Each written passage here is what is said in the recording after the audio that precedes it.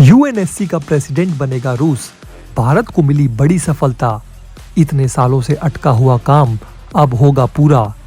भारत को वीटो दिलाने में रूस का बड़ा ऐलान। चीन परेशान और पश्चिमी देश फोड़ रहे हैं अपना माथा। 18 देशों में डॉलर की कमर तोड़ने के बाद रुपए ने किया एक और बड़ा कारनामा। अमेरिका की हालत पतली, अब भारत के आगे झुकेगा सुपर पावर। एक महीने में ही रुपए ने उड़ा दी महाशक्तियों की धज्जियां। रिपोर्ट जानकर उछल पड़ेंगे आप भी। सऊदी अरब ने भारतीय सुरक्षा एजेंसी रॉ के साथ किया ऐतिहासिक डील। पाकिस्तान में मचा कोहराम। पीओके से भारत आ रहे हजारों लोग। अमित शाह के फैसले को पीओके सरकार ने कैबिनेट में किया पारित। पीओके में चुनाव होगा, अब वहां भी बनेगी मोदी सरकार। तो दोस्तों, यूनाइटेड नेशंस से भारत के लिए एक बहुत बड़ी खबर आई है। रूस ने अपनी विदेश नीति में साफ कर दिया है कि वो भारत का सबसे सच्चा मित्र है। भारत की रक्षा के लिए रूस अपनी जान की बाजी भी लगाने को तैयार है। इस बीच रूस एक बार फिर से यूएनएससी का अध्यक्ष बन गया है। माना जा रहा है कि ये भारत के लिए एक गोल्डन अपॉर्चुनिटी होने वाली है। रूस के कई बड़े फैसले भारत के पक्ष में होने वाले हैं। अब G20 में यूक्रेन मुद्दे पर भारत के रवैये को देखकर पुतिन काफी खुश हैं और वो भारत को बड़ा गिफ्ट देंगे। पुतिन भारत को अपना बनाने के लिए कोई कसर छोड़ना नहीं चाहते और उन्हें ये भी डर है कि अगर भारत अमेरिका के पाले में चला गया तो रूस का बड़ा नुकसान होगा। इसी वजह से रूस भारत को बड़ा तोहफा दे सकता है। रूस की प्रेसिडेंसी को लेकर यूक्रेन पिछले कुछ दिनों से लगातार विरोध करता आ रहा है। यूएनएससी के सभी 15 सदस्यों के पास एक महीने के लिए अध्यक्षता आती है। इसके तहत अब अप्रैल के लिए रूस के पास यूएनएससी की अध्यक्षता रहेगी। इससे पहले रूस पिछले साल फरवरी में यूएनएससी का प्रेसिडेंट बना था। तभी उसने यूक्रेन के साथ जंग का ऐलान कर दिया था। यूक्रेन पर चल रहे काउंसिल के एक सेशन के दौरान राष्ट्रपति व्लादिमीर पुतिन ने वहां पर स्पेशल मिलिट्री ऑपरेशन शुरू करने की घोषणा की थी। हम सब जानते ही हैं दोस्तों कि भारत का यूनाइटेड नेशंस में परमानेंट मेंबर बनने और वीटो पावर मिलने के पीछे चीन हमेशा से अड़ंगा डालता आया है। लेकिन अब दोस्तों लग रहा है कि भारत का ये रास्ता साफ होने वाला है। हमें लगता है कि रूस जो ये अध्यक्ष बना है उस पावर का इस्तेमाल गलत जानकारी फैलाने और यूक्रेन में अपनी हरकतों को सही ठहराने के लिए तो करेगा ही, साथ ही साथ भारत के लिए भी एक बहुत बड़ा कदम उठाने वाला है। भारत काफी समय से यूएनएससी का सदस्य बनने का प्रयास कर रहा है, लेकिन भारत की राह में सबसे बड़ा रोड़ा चीन है। चीन के अलावा फ्रांस, अमेरिका, रूस और ब्रिटेन भारत को सुरक्षा परिषद का स्थायी सदस्य बनाना चाहते हैं, लेकिन चीन अलग अलग बहानों से भारत की स्थायी सदस्यता का विरोध करता रहता है। भारत के अलावा जापान, जर्मनी और ब्राजील भी यूनाइटेड नेशन सिक्योरिटी काउंसिल का सदस्य बनने का प्रयास कर रहे हैं।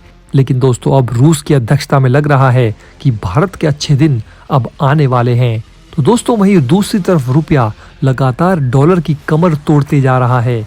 भारतीय विदेश मंत्रालय ने जबरदस्त खुशखबरी का ऐलान करते हुए कहा है कि भारत और मलेशिया अब अन्य मुद्राओं के अलावा व्यापार को व्यवस्थित करने के लिए भारतीय रुपए का भी इस्तेमाल कर सकते हैं और इससे संबंधित सारे तंत्रों पर काम पूरा कर लिया गया है। भारतीय रुपए में व्यापार को लेकर ये बहुत बड़ी घोषणा है, क्योंकि भारत के साथ अब तक 18 देश रुपए में व्यापार करने के लिए तैयार हो गए हैं, जिनमें यूएई, रूस और सऊदी अरब जैसे देश भी शामिल हैं। यानी कि दोस्तों, भारतीय रुपए की तूती पूरी दुनिया में बोल रही है। भारतीय रुपए का कद कैसे दिनों दिन बढ़ता जा रहा है, ये दोस्तों हम सब देख रहे हैं। देखते ही देखते डॉलर का वर्चस्व पूरी दुनिया से खत्म हो जाएगा और रुपया पूरी दुनिया का नया बादशाह बनकर पूरी दुनिया पर राज करेगा। आपको बता दें दोस्तों कि भारतीय मुद्रा में अंतर्राष्ट्रीय व्यापार से निपटान की अनुमति देने की घोषणा पिछले साल जुलाई में इंडियन रिजर्व बैंक ने कर दी थी। रिजर्व बैंक ने यह कदम इसलिए उठाया था ताकि डॉलर के ऊपर भारत की निर्भरता को कम किया जा सके और डॉलर में आने वाले उतार चढ़ाव का भारतीय अर्थव्यवस्था पर कोई ज्यादा प्रभाव ना पड़े। आपको बता दें दोस्तों कि कुआलालंपुर में स्थित India international bank of Malaysia ने भारत में अपने संबंधित bank union bank of India के माध्यम से एक विशेष रुपया वॉस्ट्रो खाता खोला है और अब इसी अकाउंट के जरिए व्यापार का संचालन किया जाएगा। अगर भारत ज्यादा से ज्यादा देशों के साथ लोकल करेंसी में ट्रेड करता है तो डॉलर का प्रभाव भी रुपए पर उतना ही कम होगा। इसके साथ ही डॉलर के मजबूत होने की स्थिति में सामानों की कीमत पर कोई ज्यादा असर नहीं पड़ेगा। साथ ही दोस्तों आपको बता दें कि सऊदी अरब और भारतीय खुफिया एजेंसी रॉ के बीच एक डील हुई है जिसने कि पाकिस्तान की नींदें उड़ा दी है। सऊदी अरब जो कभी पाकिस्तान का तरफदार हुआ करता था, अब उसके लिए सऊदी अरब एक बड़ी परेशानी बनता जा रहा है। पाकिस्तान हमेशा भारत को एक दुश्मन के तौर पर देखता है। सऊदी अरब वो मुल्क है जो हर बार मुश्किल में फंसे पाकिस्तान की मदद करता आया है। ऐसे में सऊदी और भारत के बीच हुई इस ऐतिहासिक डील से पाकिस्तान के लिए मुसीबत बन सकती है।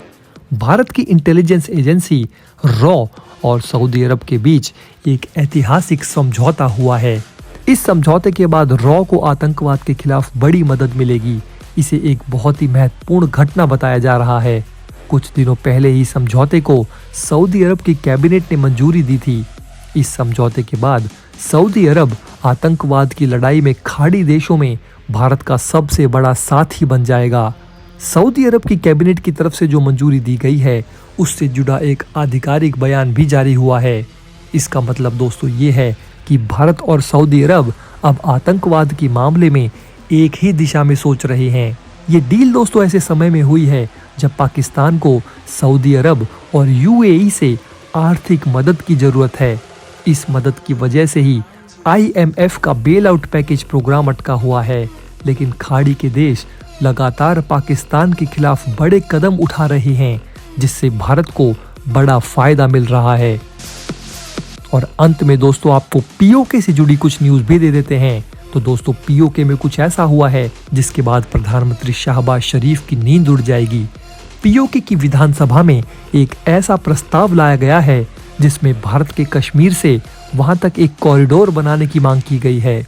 ये प्रस्ताव भारत के गृह मंत्री अमित शाह के उस प्रस्ताव से मिलता जुलता है जिसमें उन्होंने पीओके तक करतारपुर कॉरिडोर की तर्ज पर एक गलियारा बनाने की बात कही थी।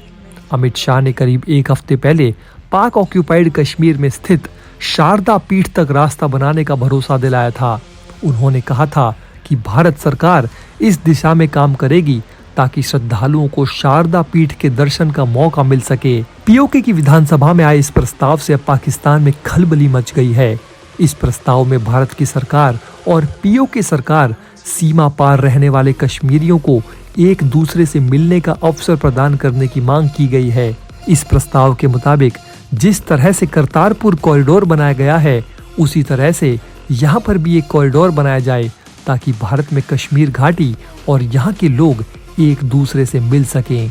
आपको बता दें दोस्तों कि शारदा पीठ, जिसे माता शारदा देवी मंदिर के तौर पर भी जाना जाता है, उसके दरवाजे भारत के उत्तरी कश्मीर के कुपवाड़ा जिले में हैं। ये मंदिर बस 500 मीटर दूर पीओके में है। मंदिर नीलम घाटी में है और 1947 से ही भारतीय इसके दर्शन से दूर हैं। मार्च 2019 में तत्कालीन पाकिस्तान प्रधानमंत्री इमरान खान ने भी इसकी तरह की बात कही थी। लेकिन अब दोस्तों जिस तरह से करतारपुर कॉरिडोर बनाया गया उसके बाद अब ये मंदिर भी भारतीय कश्मीरियों के लिए जल्द ही खुलने वाला है। दोस्तों इन सभी खबरों के बारे में आपकी क्या राय है, आप हमें नीचे कमेंट बॉक्स में कमेंट करके जरूर बताइए। मिलते हैं आपसे अगले वीडियो में। जय हिंद।